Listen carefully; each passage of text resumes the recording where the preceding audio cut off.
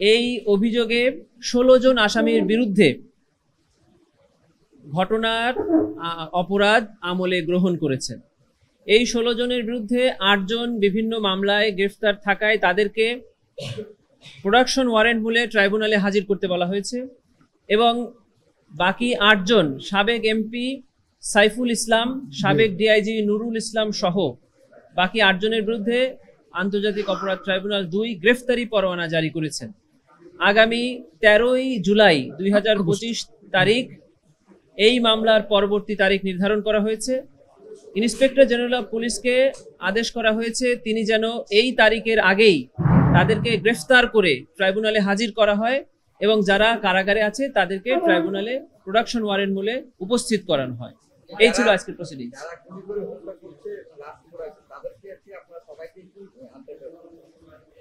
এই আজকের এই মামলায় দুটি পার্ট, একটি হলো সাবেক প্রধানমন্ত্রী শেখ হাসিনা, সাবেক স্বরাষ্ট্রমন্ত্রী এবং আইজিপি, এই 3 জনের বিরুদ্ধে ট্রাইব্যুনাল 1-এ সেপারেট ট্রায়াল চলছে এবং বাকি এই 16 জনের বিরুদ্ধে ট্রাইব্যুনাল 2-এ আজকে যে ফরমাল চার্জ দাখিল হলো তার মধ্যে আলাদা বিচার প্রক্রিয়া শুরু হলো। সেখানে যারা নির্দেশ দিয়েছেন, যারা গুলি করেছেন এবং গুলির পরে যারা এই লাশে সরাসরি নিজ হাতে আগুন লাগিয়ে দিয়েছেন তাদের সকলকেই এই মামলার আসামি হিসেবে অন্তর্ভুক্ত করা হয়েছে। টাইলক্স টয়লেট ক্লিনার, যার অ্যান্টিব্যাকটেরিয়াল এজেন্ট টয়লেটের কোনায় কোনায় পৌঁছে 99% জীবাণু ধ্বংস করে।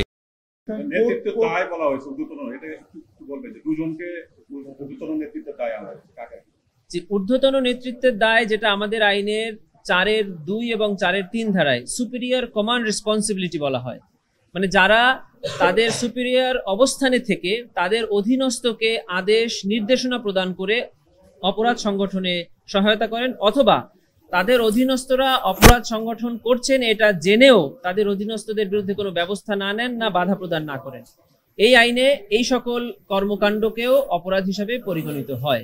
অতএব তৎকালীন এমপি সাইফুল ইসলাম, তৎকালীন পুলিশের ডিআইজি, তৎকালীন পুলিশের এসপি, এডিশনাল এসপি সহ যারা সুপিরিয়র অবস্থানে ছিলেন এবং তাদের সাবঅর্ডিনেটকে দিয়ে অপরাধ সংগঠন করেছেন তাদের প্রত্যেকের বিরুদ্ধেই এই ঊর্ধ্বতন দায়ের অভিযোগ আনা হয়েছে।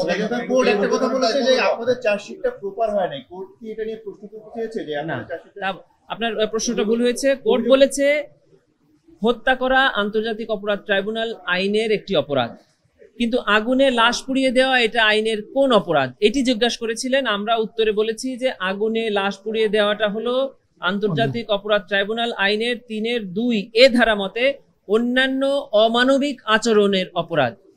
এটি ট্রাইব্যুনাল দেখতে চেয়েছেন যে এটি আন্তর্জাতিক আইনের কোথায় আছে। আমরা দেখিয়েছি যে আইসিসি রোম স্ট্যাটিউটের সেকশন 7(1)(k) এখানে আদার ইনহিউম্যান অ্যাক্টের এলিমেন্টস এবং সংজ্ঞা দেওয়া আছে, সে অনুযায়ী এটা পড়ে। কোর্ট বলেছে আপনারা এই ব্যাপারে প্রিপারেশন নেন, চার্জ হিয়ারিং এ আপনাদের ব্যাপারে আপনাদের এই সংজ্ঞার ব্যাপারে আমরা আরো শুনবো।